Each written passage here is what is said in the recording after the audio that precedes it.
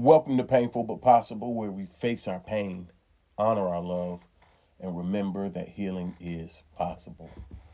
Listen, if you confuse discipline with domination, you are breaking people and calling it order. Let me say that again so it hits the way it needs to. If you confuse discipline with domination, you are breaking people and calling it order.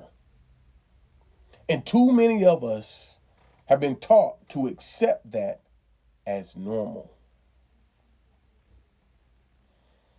We've been conditioned to believe that raising your voice is leadership, that demanding obedience is guidance, that fear is respect, and that the people who crumble under that pressure are too sensitive, too emotional,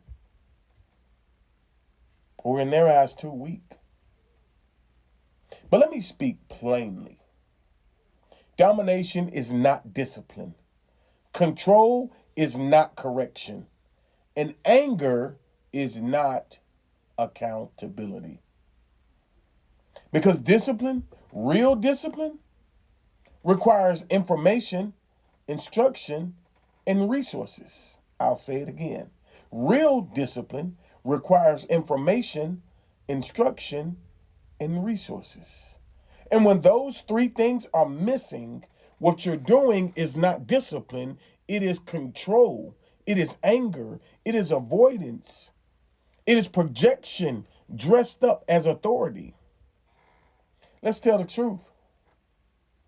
Some people don't want to teach.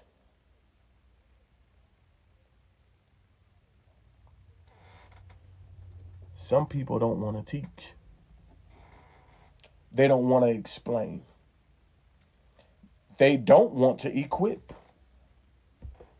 They just want to be obeyed.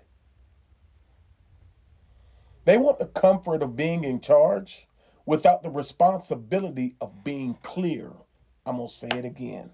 They want the comfort of being in charge without the responsibility of being clear.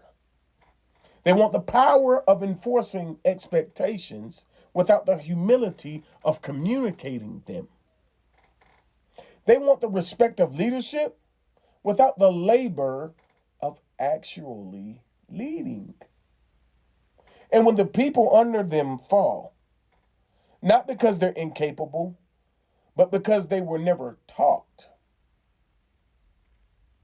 the so-called leader gets angry. Not because the person failed, but because the illusion of their control cracked. So instead of addressing the truth, that they never gave the information, they never offered instruction, and resources were never provided, they lash out, they punish, they shame, they dominate. Any system, any household, any team, any relationship that relies on domination instead of instruction is already collapsing. It may look orderly on the outside, but inside it's rotting. Because domination produces silence, not growth. Compliance, not character. Fear, not respect. And the people under that kind of leadership, they learn the wrong lessons. They learn that discipline is unpredictable, that authority is unsafe, that mistakes are dangerous, that asking for help is risky, and that no matter how hard they try, they will never measure up. So let me call this out with clarity. If you want to discipline someone, you must first teach them. If you want accountability, you must first equip them. If you want respect, you must first model it. If you want growth, You must first create safety.